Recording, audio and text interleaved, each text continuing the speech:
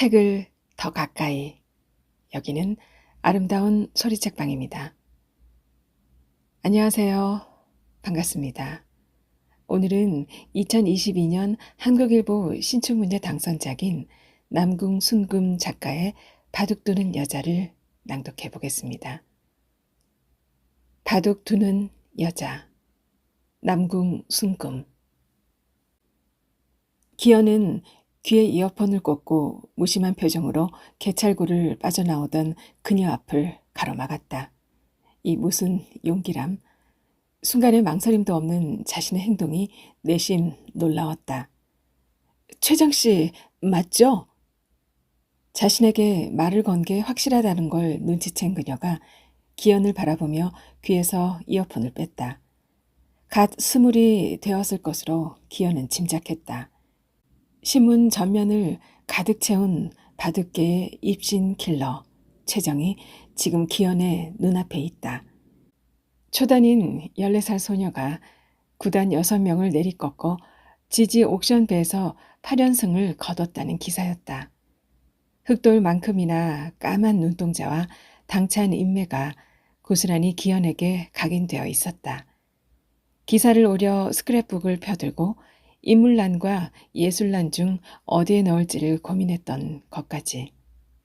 그때 본 14살의 최정과 눈앞에 실물이 중첩되어 지금의 상황이 더 비현실적으로 다가왔다. 그저 반가울 뿐 그녀를 방해하고 싶은 생각은 없었다. 바쁜데 죄송해요. 제가 최정 기사 팬이에요. 아, 감사합니다.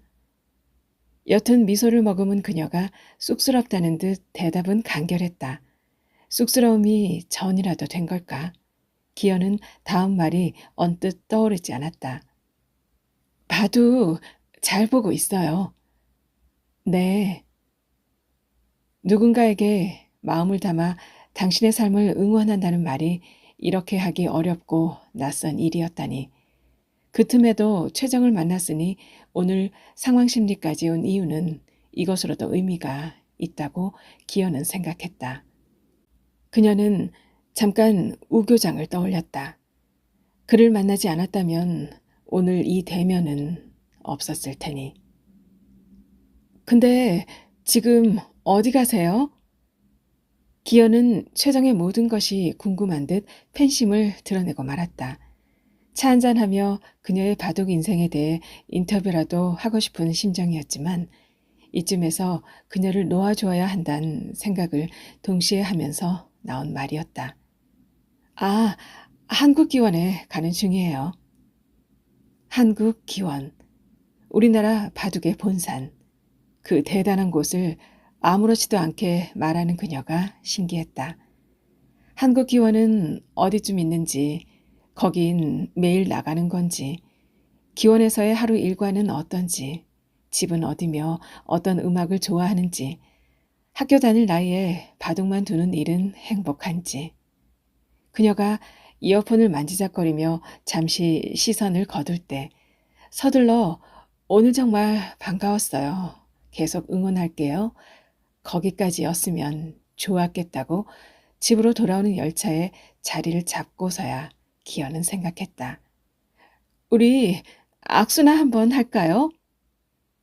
최정은 잡았던 돌을 무심히 어딘가에 툭 놓지만 대부분이 요석이어 상대를 장고에 들게 하는 난공불락의 묘수일 때가 많다. 기현은 바로 그 손을 잡아보고 싶었다. 그녀는 손가락 부분만 닿을 정도로 손의 반쯤을 기현에게 내어주었다. 정치인들이 손을 내밀었을 때 기현이 하던 행태와 닮아 있었다. 손은 따뜻했고 부드러웠다. 그들이 반쯤 내민 손을 꽉 잡았을 때 불쾌감을 주지 않으려고 기현도 그만큼의 악력으로 그녀의 손을 감싸 쥐었다. 기현의 손에서 벗어난 최정이 고개를 까딱하며 인사를 하곤 역사 밖으로 빠져나갔다. 귀에 다시 이어폰을 꽂는 그녀의 뒷모습은 문득 최정이 아닐지도 모른다는 생각이 들 만큼 평범했다. 말주변이 좋다는 소리를 들어왔던 기현이 경이로울 정도로 반가운 사람을 만나 고작 이런 얘기밖에 할 수 없다니 못내 아쉬웠다.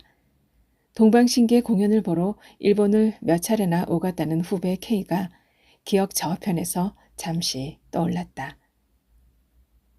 초행길인데 잘 도착했나요? 멍해 있는 기현의 주머니에서 문자 알람이 울렸다. 오 교장이 보낸 문자였다. 그는 지금 다리에 석고 붕대를 감았을까? 아직도 붓기 빠지길 기다리는 중일까? 궁금했다. 이제 역에서 막 내렸어요. 도착하면 문자 드리겠습니다. 몸은 좀 어떠시냐고 물으려다 그만두었다. 그간의 앞뒤 사정을 모르거니와 바둑학원을 제대로 찾아가는 일이 먼저였다. 우 교장의 걱정도 그거였으므로 기현은 서울에 처음 온 사람처럼 두리번거렸다. 4개의 출구 중 어느 쪽으로 나가야 방향이 맞을지 감이 잡히질 않았다. 데이터를 켜고 검색창에 오형제 바둑학원을 입력했다. 지도 앱도 기현처럼 이리저리 방향을 바꾸다 서다를 반복했다. 일단 최정이 나간 쪽으로 방향을 잡았다. 한국기원을 간다고 했으니 오영재 바둑학원도 그 방향일 확률이 높다. 역사에서 도로로 이어지는 계단은 꽤나 가팔랐다. 지팡이를 짚은 노인이 올라오다 말고 그 자리에 멈춰 섰다. 노인의 긴 한숨 옆으로 후드티를 입고 백팩을 맨 청춘들이 뛰듯이 계단을 오갔다. 집채만한 여행 가방을 힘들여 끌고 가는 외국인 노동자들도 눈에 띄었다. 예기치 않은 이유로 여기에 와 있는 자신처럼 10분 뒤를 모르는 각자의 생이 저들을 이곳까지 데려왔을 거라고 기현은 생각했다. 역사와 이어진 쇼핑센터의 소음이 열차 소리와 겹쳐 귓속을 파고들었다. 2월 상품을 최저가로 판매한다는 홍보였다. 기현은 발길을 그곳으로 돌렸다. 열차 시간에 맞추느라 시간은 여유가 있었다. 거리상으로 15분 정도면 도착한다는 지도 앱의 안내도 믿어보기로 했다. 바둑교실의 분위기도 모르고 아는 사람도 없는 상태에서 본래 멤버도 아닌 대타가 일찍 도착해 얼쯤해지지 않을까 싶던 터였다. 멀리서 눈에 들어왔던 옷들이 가까이 보니 별로였다. 기현이 좋아하는 회색, 군청, 갈색, 카키, 검정은 대부분 남성 옷들이었다. 지금도 그랬다. 그 얘기를 하면 판매원들은 남녀 공용이라 괜찮다고 권하지만 사이즈에서 기현은 언제나 제외였다.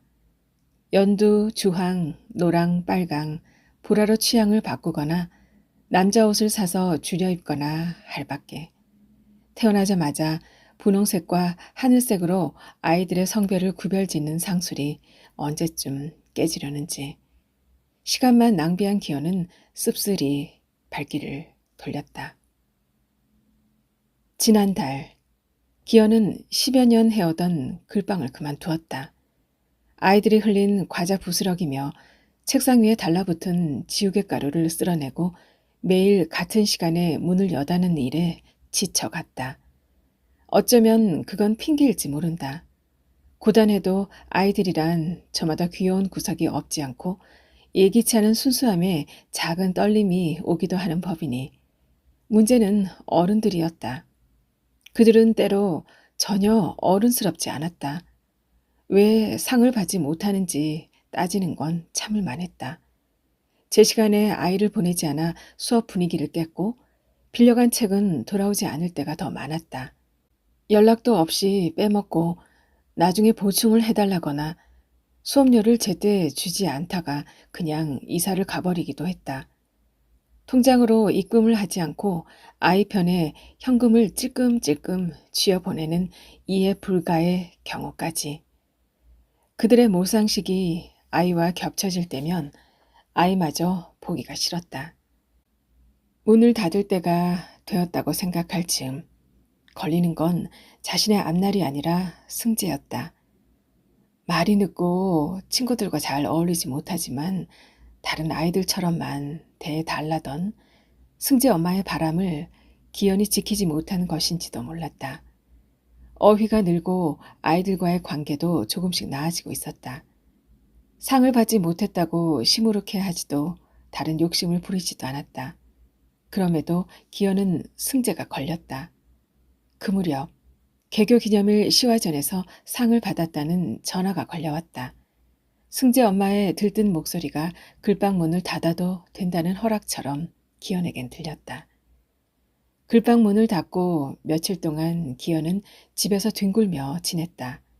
알람을 맞출 필요도 없고 꼭 밥을 해야 하는 것도 아닌 날들이 이어졌다.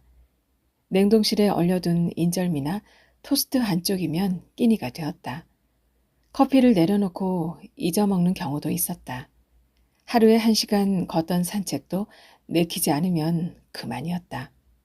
시리즈물을 보다 소파에서 잠들거나 바둑 중계에 빠져 희부역해 밝아오는 새벽을 맞기도 했다. 초인종이 울려 벽에 붙은 인터폰 창을 올려다봤다. 통장이었다. 기현은 소파에서 몸을 일으켰다. 하도 전화를 받지 않아서 왔어. 문을 열자마자 몸부터 들이민 통장은 잠깐이면 된다며 권하지도 않은 차를 마다하듯 손사래까지 쳤다. 기현 씨, 글방도 닫았는데 알바 하나 안 할래? 통장의 말은 앞뒤 없이 이어졌다. 퇴직한 교장 선생님인데 자서전을 쓰고 싶대. 깔끔한 사람이야. 자기도 만나보면 알 거야. 통장은 이 아파트를 분양받을 때 기현과 같이 입주한 몇 안 남은 이웃. 따로 만나거나 집안 사정을 나눌 정도는 아니지만 기현에게 말을 놓는 유일한 동네 주민이다. 기현은 하고 말고를 떠나 궁금한 것부터 물었다. 어떻게 아시는 분인데요? 여기 자치회에서 알게 됐지. 이 아파트에 사셔. 아, 그래요? 그런데 교장 선생님까지 하신 분이면 직접 쓰시면 될 텐데 왜? 한번 만나나 보라며 통장은 전화번호를 건넸다. 엘리베이터 문이 닫히기 전 아까운 재주 필요한 데 쓰란 말도 덧붙였다. 게으름에 막 재미를 붙이려는 기현에게 통장의 제안은 성가신 일이었다. 그런데 유명인이 대필 작가를 고용해 자서전을 쓰는 경우는 봤어도 일반인이 의뢰하는 거라면 연유가 무엇인지 궁금하긴 했다. 역을 조금 벗어나자 영업을 하는 중에도 재건축이나 증축을 하는 건물들이 꽤 많았다. 가느다란 목재와 알루미늄 파이프로 얼기설기 떠받친 공사 현장은 그 밑을 무사히 지나갈 수 있을까 싶게 불안했다. 고개를 수그리고 걷느라 기현은 오형제 바둑학원을 조금 지나쳤다 다시 돌아왔다. 상가 건물 4층에 자리한 바둑학원은 이름값에 비해 오래된 건물이었다. 다행히 공사 중은 아니었다. 북향인 탓인지 건물 안으로 들어서자 음습한 먼지내가 훅 끼쳐왔다. 2층엔 문 앞에 우편물이 어지럽게 널린 태국 마사지 숍이, 3층엔 붉은 입술이 벽 전체에 그려진 칵테일이란 술집이 자리하고 있다. 문 앞에 젖은 대걸레가 있는 것으로 봐선 영업을 하고 있는 것 같았다. 마침내 4층, 오형제 바둑학원이란 나무 명패가 두꺼운 유리문 옆에서 기현을 맞았다. 문을 밀고 들어가면 된다. 어쨌든 오 교장 대신 수업에 참가하는 게 기현이 할 일이었다. 손잡이를 밀고 들어서려는 순간 문이 확 열렸다. 청년이 문을 밀고 밖으로 나오려다 기현을 보고 들어오겠냐는 듯 주춤했다. 가벼운 눈인사로 놀란 가슴을 쓸어내리고 기현은 안으로 들어갔다. 오 교장의 집은 강변에 접해 있는 동이었다. 분양을 받을 때 값이 좀 더 나가 기현으로선 넘볼 수 없었던, 도로와 인접해 있는 기현의 집과는 직선 거리로 200m나 될까 가까운 거리, 같은 아파트에 살았지만 그들은 서로를 모르고 지내왔다. 이렇게 와줘 고맙다며 우 교장은 기현을 반갑게 맞았다. 어디서 뵐까요? 기현이 물었을 때 집에서 만나면 좋겠다는 그의 청을 따른데 대한 인사였다. 우선 차를 좀 끓일게요. 오 교장은 전기 주전자에 물을 붓고 다구 1습을 두 사람이 마주 앉은 다탁으로 옮겨왔다. 광목 다포에 가지런히 얹힌 닭이들이 소꿉장난처럼 귀여웠다. 지리산 새작이라고 쓴 둥근 통에서 대나무 수저로 떠낸 차를 백자 다관에 담았다. 끓인 물로 다관 안에 넣은 차를 헹궈낸 후 한 김 식힌 물을 다시 부었다. 차가 우려지는 동안 나무 집게로 빙글빙글 돌려가며 찻잔도 따뜻하게 데워냈다. 그때까지 오 교장도 기연도 말이 없긴 마찬가지였다.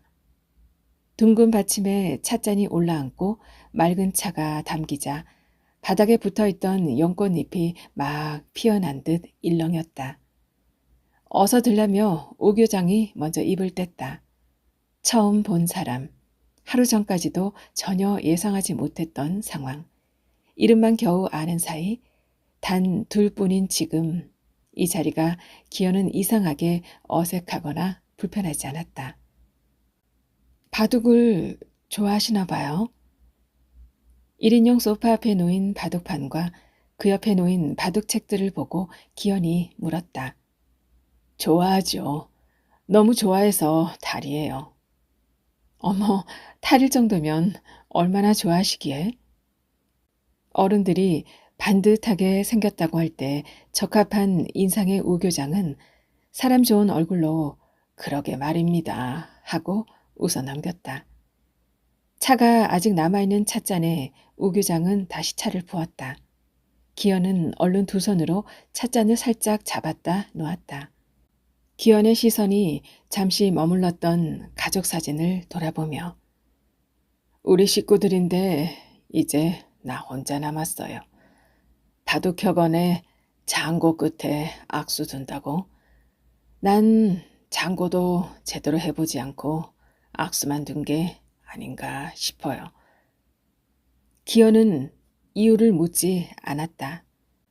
벽 정중앙에 걸린 가족 사진은 고생기 없어 보이는 부부와 정장 차림의 딸과 아들이 공익 광고의 가족 모델처럼 완벽해 보였다. 모간으로 차 넘기는 소리를 내지 않기 위해 기현은 애를 썼다. 천만남이니 자서전을 써줄 수 있는지 여부에 관한 얘기를 나눌 거란 예상은 빗나갔다. 2년 전 아내가 폐암으로 세상을 떠났어요. 애들은 장례 때 보고 못 봤어요. 불행은 오래전 시작되었다고 우 교장은 마치 남의 이야기처럼 담담히 자신의 가족사를 기현에게 털어놓았다. 고1 때 가출한 딸을 친구 집도 PC방도 아닌 담임의 집에서 찾았을 때가 기회였을지 모른다고. 딸이 왜 그랬을까는 안중에 없었다고. 우 교장은 자신의 딸이 가출했다는 사실 자체를 받아들일 수 없었다. 아버지로서 자신의 머리를 제대로 깎지 못한 데 대한 반성보다 교육자로서 누가 알까 체면이 먼저였다. 아이와 아내를 나무라고 담임에게조차 무책임하다며 비난만 퍼부었다. 그 시간 이후 아이들과는 더 서먹해졌고 아내와도 부부로서의 신뢰를 잃어갔다. 호봉이 올라갈수록 친구들은 부부 교사인 우 교장네를 중소기업 못지않다고 부러워했다. 아내는 후배들에게 기회를 줘야 한다며 명예퇴직을 원했지만 그는 만류했다. 아내가 학교에서 벗어난 건 폐암 진단을 받고 난 뒤였다.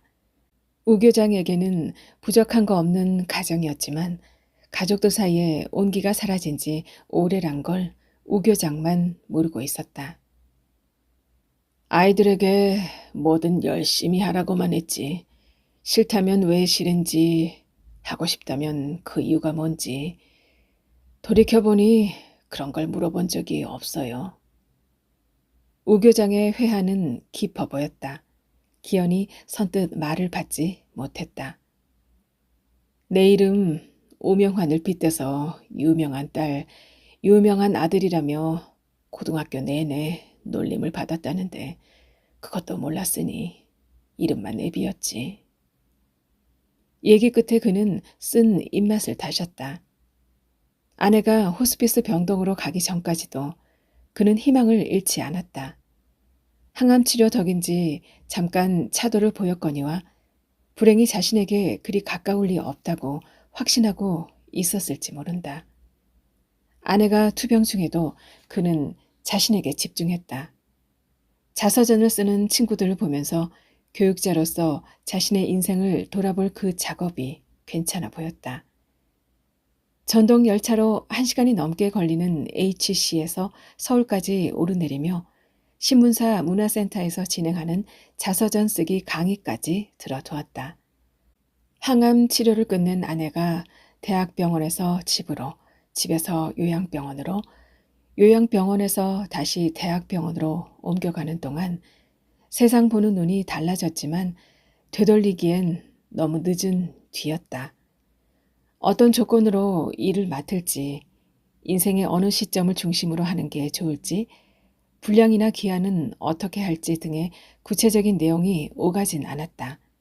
익숙한 일도 당장 돈을 벌어야 하는 형편도 아닌 기현으로선 반드시 해야 할 일인지도 의문이었다. 당분간 시간이 되는 대로 편하게 보는 것까지 합의를 봤다. 바둑학원 입구에 놓인 계산대에 서 있던 남자가 기현을 향해 어떻게 오셨냐고 물었다. 저간에 사정을 말해야 할까? 양사범의 수업에 왔다고 해야 할까?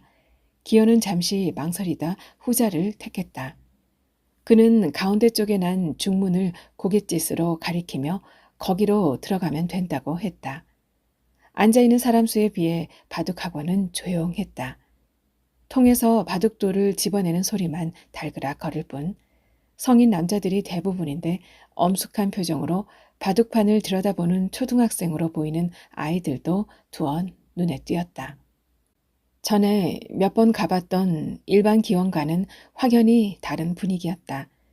2칸 정도의 계단을 오르면 바둑에 관한 책들이 진열된 책장이 있고 오른편으론 다양한 바둑판들이 원형질의 나무 냄새를 풍기며 위용을 뽐내고 있었다. 전시용인지 파는 것인지 알 수 없었다. 왠지 마음 놓고 구경해선 안 될 것 같아 기현은 눈으로만 훑어보았다. 그때 책장 옆 미닫이 문을 열고 나온 젊은 남자가 천천히 둘러보세요. 필요하시면 부르시고요.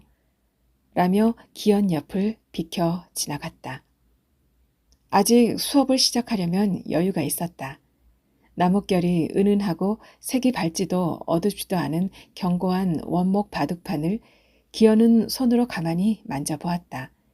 남편의 서재 어딘가에서 먼지를 뒤집어 쓰고 있을 자신의 집 바둑판을 떠올리며 바둑을 둘 때면 다리 한 개가 짧아 살짝 기운 바둑판에 종이를 접어 괴곤 했던 텔레비전에서만 보던 양사범이 바둑학원으로 들어섰다. 여기저기서 부산한 인사가 오갔다. 기현은 화들짝 놀라 얼른 2개의 계단을 내려섰다.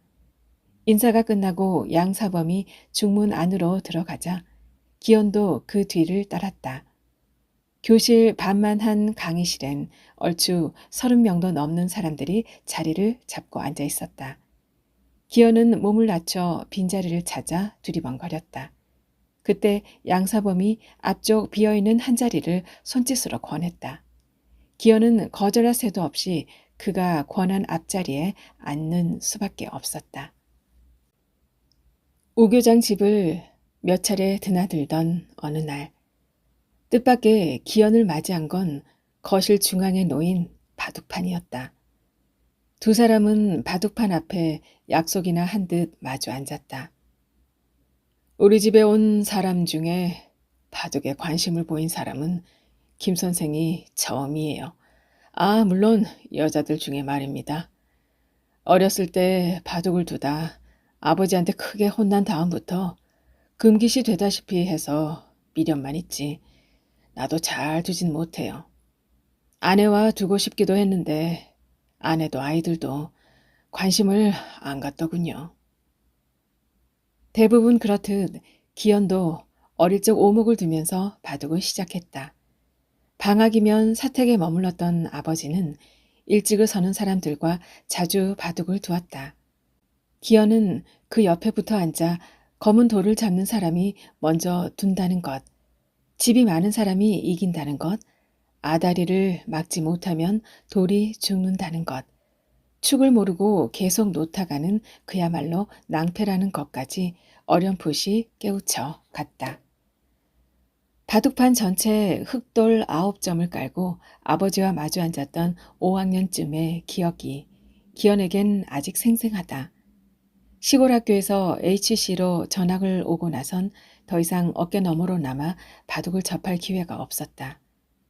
학교가 끝나고 집으로 돌아오던 길, 점포 앞에 앉아 바둑을 두던 노인들을 가끔 버스 바깥 풍경처럼 지나쳤을 뿐. 남편과도 종종 바둑을 두었다. 결의는 프로기사 못지않게 비장했지만 매번 지는 쪽은 기현이었다. 대학 입시를 치른 후 바둑 월간지를 구독하고 아이들 학습지처럼 집으로 배달되는 문제집을 꼼꼼히 공부했다는 남편. 그의 기력은 기현과 비교할 수 있는 수준이 아니었다. 바둑이 끝나면 초기 포석을 복기하고 어디서부터가 패착이었는지를 차분히 설명해 주었지만 기분이 상한 패자에겐 들리지 않았다. 그때까지 기현에게 바둑은 승부를 가르는 하나의 도구에 불과했는지 모른다. 우 교장은 일단 넉 점을 깔게 했다. 자신을 의식하지 말고 혼자 연습한다 생각하고 두고 싶은 곳에 척척 놓으라고 했다. 그 말이 기현에겐 위로가 되었다. 남편에게선 들어보지 못한 말이었다.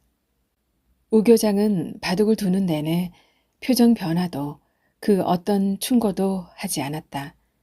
내리 두 판을 두는 동안 기현은 막 입대한 아들도 비행기로 12시간이나 떨어져 있는 남편도 자신의 미래도 모두 잊을 수 있었다. 앞에 앉은 우 교장의 존재마저도. 집으로 돌아오는 기현의 이마 위로 후두둑 빗방울이 떨어졌다. 가을을 서둘러 기다릴 자신은 없지만 여름만큼은 얼른 지나가면 좋겠다고, 비라도 한바탕 퍼부었으면 좀 낫겠다고 기현은 중얼거렸다. 아무래도 자서전보다는 자제분들에게 아빠로서 그동안 말하지 못했던 속내를 직접 쓰시는 게 좋지 않을까 하는 게 제 소견입니다. 선생님을 뵙는 동안 제가 느꼈던 솔직한 심정입니다. 직접 쓰시기 못하시면 자서전의 성격을 띄워도 괜찮을 것 같긴 합니다. 여기까지 썼을 때 우 교장에게서 장문의 문자가 왔다. 김기현 선생, 부탁이 있어 문자 보냅니다.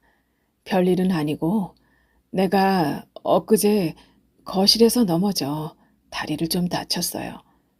붓기 빠지는 대로 깁스를 하게 되면 당분간은 움직이기 어렵겠지요. 지난번에 얘기하려다 못했는데 양사범님의 바둑 수업에 김 선생이 대신 좀 가주면 어떨까요?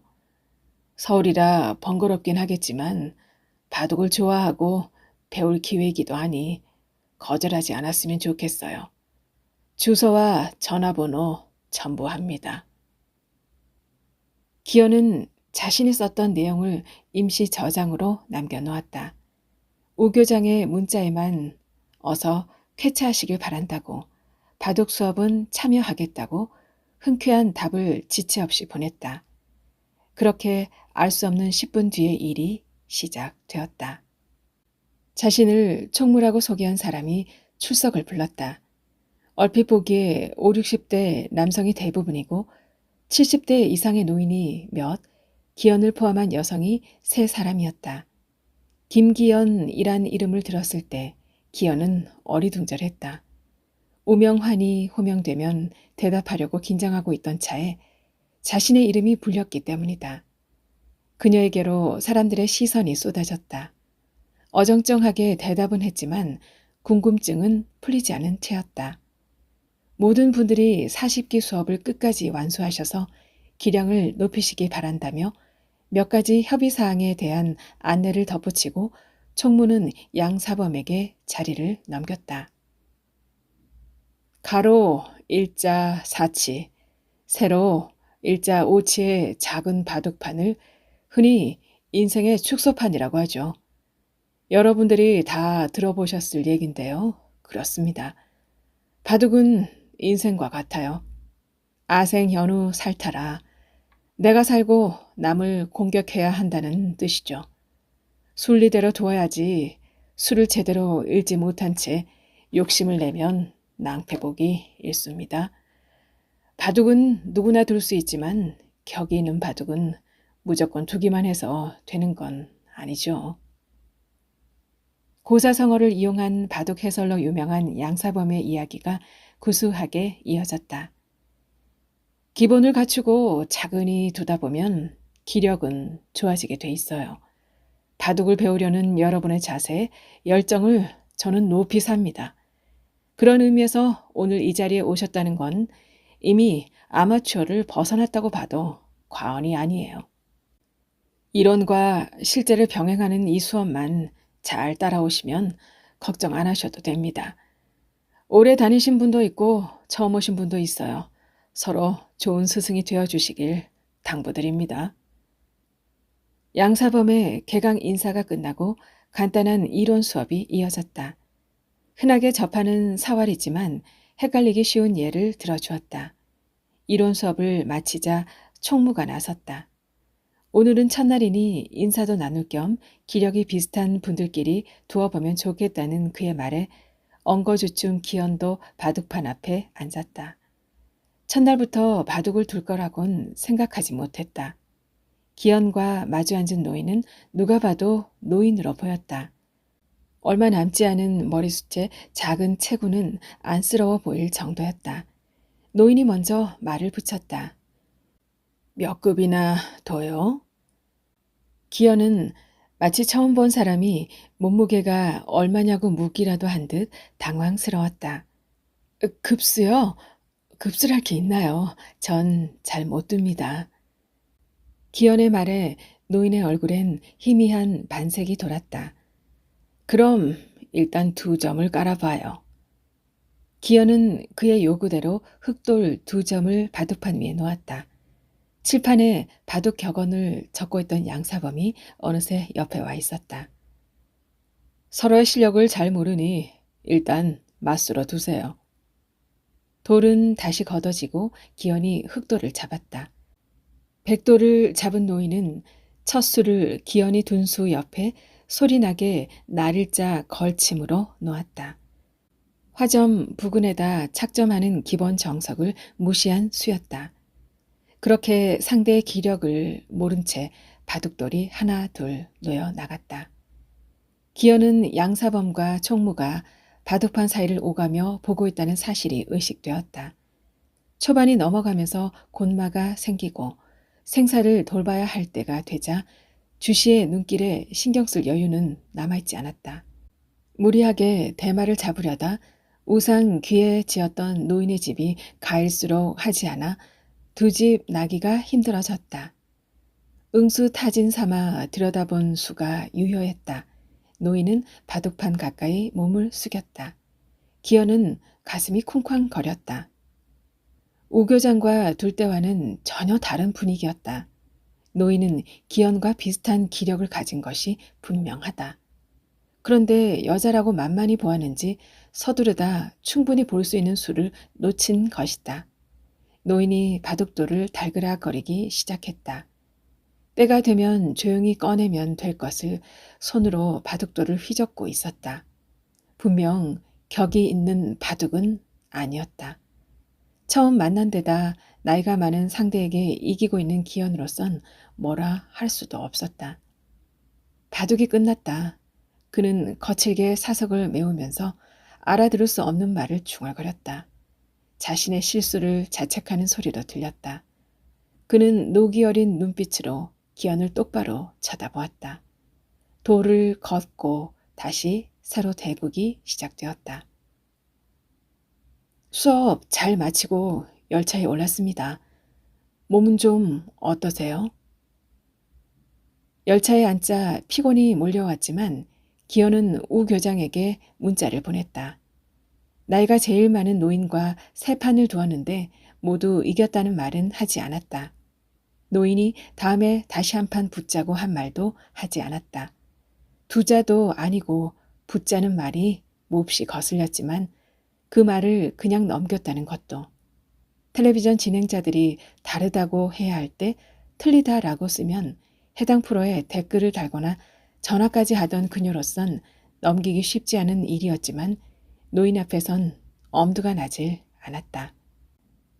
상황심리역에서 HC까지 오는 1시간여 동안 기현은 오랜 여행에서 돌아온 것처럼 바깥 풍경이 낯설어 보였다. 차창에 비치는 자신을 또 다른 자신이 지켜보고 있는 것 같고 지난 하루가 꿈인 듯 아득하기도 했다. 그러고 보니 언젠가 바둑 채널에서 화면 아래 슬라이드로 양사범의 수업에 대한 광고를 본 것도 같았다. 바둑에 관심 있는 분, 기력을 올리고 싶은 분이면 누구나 환영합니다. 멀리까지 다녀오느라 애썼어요. 나는 괜찮아요. 곧 퇴원할 테니 병문안은 안 와도 됩니다. 피곤과 상념이 혼재된 멍한 상태에서 우 교장의 문자를 받았다. 기현은 문자를 반복해 읽었다. 병문안에 대한 얘긴 꺼내지도 않았는데 그는 선을 긋고 있었다. 우 교장이 알려주지 않는다면 병세가 어떤지, 입원한 병원이 어딘지도 알 길이 없다. 처음 소개해준 통장이 있긴 하지만 통장이라고 그와 개인적인 사정까지 주고받을지는 의문이다. 집에 도착해 샤워를 하고도 쉬 잠이 오지 않았다. 그동안 우 교장을 만나고 올 때마다 해두었던 메모들을 훑어보았다. 대부분 자신을 자책하는 얘기였다. 장성한 자식들이니 이해를 바라거나 섭섭함이 있을 법도 한데 그런 대목은 눈에 띄지 않았다. 노트북을 꺼냈다. 뽀얗게 내려앉은 먼지 탓에 손자국이 선명히 찍혔다. 노트북은 완전히 방전된 상태였다. 돌아놓은 연인을 달래듯 기현은 콘센트에 코드를 꽂았다. 너무 늦은 사람은 없습니다. 기현은 버릇처럼 제목부터 붙였다. 그리곤 그동안 우 교장을 만나게 된 이유와 과정, 나눈 대화를 보고 들은 대로 써내려가기 시작했다. 몇 시까지 작업을 했을까? 책상 위에 엎드린 채 아침을 맞았다. 커피를 내리며 통장에게 전화를 걸었다. 가라앉은 목소리를 한 번도 들어본 적 없는 그녀가 이렇게 일찍 웬일이냐며 반겼다. 짐작한 대로 소식통인 그녀조차 우 교장의 상황은 알지 못했다. 한 달이 지난 뒤 기현은 노인에게 졌다. 노인은 자신의 나이가 80인데 지난번에 내리 3판을 지고 나서 포석에 사활까지 내내 공부를 했다고 고백했다. 기현은 노인에게 3번 놀랬다. 솔직하다는 것, 승부욕이 대단하다는 것, 저 나이에도 노력하면 된다는 것. 그러나 만면의 웃음기를 감추지 않고 한 판 더 붙자고 했을 땐 단호히 거절 의사를 밝혔다. 그는 더 이상 안쓰러운 노인이 아니었다. 수업에서 돌아올 때마다 기현은 짧게나마 우 교장에게 보고 인사를 보냈지만 답은 오지 않았다. 기현은 헌일인 줄 알면서도 두 군데의 대학병원에 전화를 걸어보았다. 신원이 확인되지 않은 외부 사람에게 입원 환자의 정보를 알려줄 수 없다는 원론적인 답변이 돌아왔다. 단순히 깁스를 한 것이라면 대학병원이 아닐 수도 있었다. HC가 작다지만 서울에서 김서방 찾기나 마찬가지였다. 기현은 맥이 빠졌다. 서울을 오가는 일도 바둑을 두는 일도 왠지 남의 옷을 입은 것처럼 조금씩 불편해지기 시작했다. 계속 다녀야 하는 건지도 망설여졌다. 수강생들은 그동안 낯이 익어 멀리서 온다며 기현에게 모두 호의적이었다. 수업이 끝나면 대부분 저녁을 먹고 헤어졌다. 열차 시간을 핑계로 기현은 한 번도 참석하지 않았다. 양사범과 수강생들은 이제 수업도 몇 번 안 남았으니 오늘은 꼭 먹고 가라고 붙잡았다. 김기현 씨는 멋진 아버님을 두셨어요. 아버님은 기력이 어떻게 되시나요? 예약해뒀던 열차 시간을 막차로 바꾸고 있는 기현을 향해 양사범이 던진 말이었다. 기현은 자신의 귀를 의심했다. 아버님이라면 오 교장을 두고 하는 말이었다. 아, 그게 정확한 급수는 저도 잘 모르지만 바둑은 무척 좋아하세요. 거짓말을 할 생각은 없었다. 그냥 그렇게 얘기하는 게 편할 것 같았다. 오 교장이 자신을 딸이라 얘기했을 리는 없을 터였다. 40기수를 이어오는 동안 딸이 아버지를 신청해 준 적은 있어도 아버지가 딸을 신청해 준 적은 처음이라는 양사범의 말에 기현은 기꺼이 그 수혜자처럼 웃어 보였다. 마지막 열차에는 오늘 안으로 집에 돌아가려는 사람들로 북적였다. 자리에 앉았지만 서 있는 사람에 자리를 찾거나 지나다니는 영무원까지 부산스러웠다. 그 와중에 기현은 문자를 써내려 갔다. 답이 없을 줄 알면서도. 선생님, 저는 오늘 많이 놀랐습니다. 제 이름으로 수업을 신청하셨다니요. 얼른 나오셔서 뵐 수 있길 바랍니다. 초인종이 여러 번 울렸는데도 기현은 눈을 뜨지 못했다. 인터폰 창에서 통장의 얼굴을 확인하고서야 정신이 들었다. 부수수한 것도 잊은 채 기현은 현관문부터 열었다. 통장의 표정이 심상치 않았다. 오 교장 소식이란 걸 직감으로 알 수 있었다. 간병인을 통해 아파트 관리소로 연락이 왔대.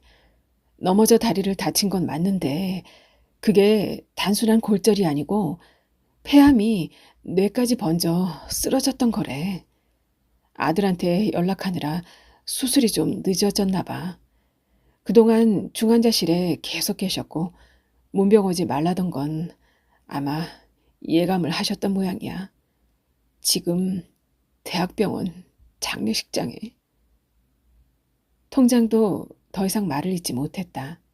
기현은 벽을 짚고 겨우 버티고 있었다. 빈소는 화한과 오가는 사람들로 소란스러웠다. 기현은 조용히 영정 앞에 섰다. 아버지도 아니고 스승도 아닌, 그런데 그 모두인 것 같은 이분은 내게 무엇인가. 눈을 들어 영정 사진을 마주할 엄두가 나질 않았다. 국화를 한 송이 들고서야 겨우 영정의 눈을 맞추었다. 가슴이 먹먹해지면서 묻어두었던 서름 같은 것이 목을 타고 올라왔다. 기현은 한참을 그러고 있었다. 상주와 예를 갖추고 난 뒤 그녀는 서류 봉투를 내밀었다. 그동안 틈틈이 정리해뒀던 기현이 오 교장과 만난 이유이기도 한 결과물이었다. 당신이 직접 살펴보고 내용이 제대로 쓰였는지 확인받을 도리는 없게 되었지만 그래도 가만히 있을 수는 없는 노릇이었다. 봉투를 받아든 남자가 살짝 고개를 숙였다. 기현은 남자가 자신을 알아본다고 짐작했다. 우 교장이 그렇게 보고 싶어 했던 아들이었다. 그는 아버님이 전에 달랬다며 양복 안주머니에서 편지봉투 하나를 건넸다. 내가 김 선생에게 빚이 많아요. 누구에게도 해본 적 없는 내 이야기 들어줘 고마웠어요. 바둑 수업은 마음에 들었는지요? 우리 다음에 만나면 맞수로 한 판 두어요. 불안한 글씨체로 병원 메모지에 적힌 우 교장이 기현에게 보낸 마지막 문자였다. 남궁순금 작가님의 바둑 두는 여자 잘 감상하셨나요? 이어서 작가님의 당선 소감도 함께 하겠습니다. 건정생 선생의 작디 작은 방을 가본 적이 있다. 서재이면서 침실이고 부엌이었다. 아프기 좋은 방이라며 선생은 만족하셨다. 쥐들도 함께한 그 방에 내가 점령군처럼 서 있다는 생각에 얼른 그곳에서 빠져나왔던 기억이 명료하다. 내 방은 크고 멀쩡했지만 아무 일도 일어나지 않은 빈 방이었다. 고백하자면 국민학교 4학년 때 작가가 되기로 결심했었다. 어린이 잡지 어깨동무, 방공소년 이승복 추모 웅변대회, 고무줄을 끊고 도망가는 남자애들과 싸우기, 그리고 갑작스런 할머니의 죽음이 그 무렵에 나를 만들었을까. 그때 내가 생각한 작가를 지금도 제대로 이해하고 있는지 모르겠다. 어쨌든 49년 만에 현실이 되었다. 그동안 나는 누구였을까? 햇살 좋은 언덕에 앉아 졸거나 방 안에 틀어박혀 문 밖이란 존재하지도 않는 것처럼 게으르게 살고 싶었지만 아이를 키우는 일은 세상의 끈과 연결 없인 불가능했다. 나와 같거나 다른 여성들을 이해하고 그들과 연대하며 세상 속으로 들어갔다. 사내 부부란 이유로 여성들이 부당 해고를 당해서는 안 된다고. 아이들이 학교 급식이나 성적으로 차별받지 않아야 되고 골프장 건설로 등급은 노인들이 동네에서 쫓겨나서도 안 되며 서로 존중하고 더불어 살아야 한다고. 오랜 시간 길 위에 서 있었다. 법과 제도를 만들고 의식을 바꿔내는 성과도 없지 않았지만 11살의 나를 외면한 채였다. 운동화 끈만 고쳐매지 말고 필드로 나가라고 채근하는 우군들에게도 늘 빚쟁이가 된 기분이었다. 이대로 죽을 수도 살아갈 수도 없었다. 비워두었던 내 방으로 돌아왔을 때 그곳에 버려둔 내가 아직 남아있었다. 우군들에게 아름다움이 무엇인지 가르쳐준 남편과 아들에게 주치 오라버니와 무한 격려자 언니와 동생들에게 자유로운 영혼으로 키워주신 엄마, 아버지께 늦고도 늦었지만 깊은 고마움과 사랑을 전한다. 인생은 60부터란 말이 당신에게 해당된다고 길을 터주신 심사위원 선생님들께 나이로 차별하지 않는 한국일보사에 감사의 말씀을 드린다. 담담하고 긴장되고 설레고 두렵지만 이미 첫 수를 두었다. 마른 땅에 나무 한 그루 심는 마음으로 진솔하게 이 길을 가고 싶다.